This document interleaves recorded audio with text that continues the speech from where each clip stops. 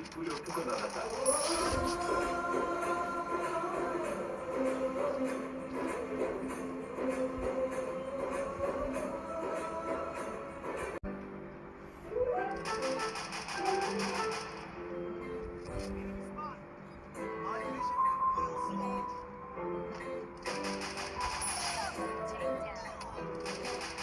ఎక్కడికి రెడీ అవుతున్నావు?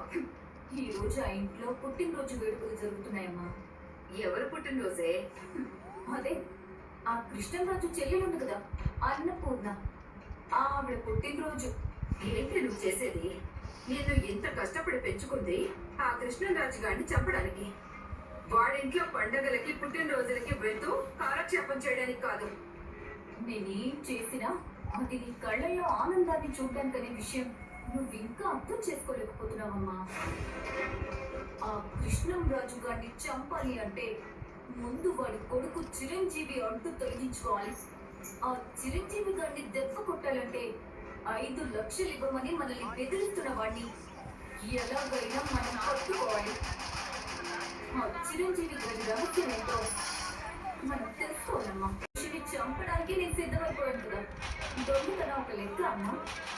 కానీ అంతమంది ఉండగా ఎలా చేస్తావే?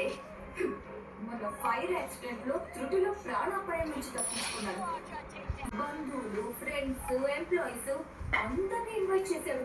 ఆఖరికి పురుగులా చూసే ఆ చిరంజీవి గారిని కూడా రమ్మని చెప్పాడంట. అలా వాళ్ళందరూ ఆనందంలో ఉండగా నేనెళ్ళి ఆ 5 లక్షల డబ్బుని కొట్టేస్తాను. తీసుకెళ్లి వాడి మొహన కొట్టేద్దాం. కానీ జాగ్రత్త, మొన్న ఇలాగే చెక్ మీద సంతకం పెట్టించుకుంటానని చెప్పి వెళ్ళి కాస్తలు తప్పించుకోవచ్చాం. కానీ సమయం అన్ని వేళలా మనకు అనుకూలంగా ఉండదు. పొరపాటున దొరికిపోయావనుకో నీ గురించి మొత్తం తెలిసిపోతుంది. మన పగ, ప్రతీకారాలు ఎప్పటికీ తీరని కలలాగే మిగిలిపోతాయి. గులాబీని తెంపాలంటే చుట్టూ ఉన్న ముళ్ళకి భయపడుతుందమ్మా. నువ్వు కృష్ణంరాజు గారి ప్రాణాలు అడిగినప్పుడే నా ప్రాణాల మీద ఆశలే వదిలేసుకున్నానమ్మా. తెగించే బరిలోకి దిగిందని నేను. నా గురించి నువ్వు భయపడకమ్మా.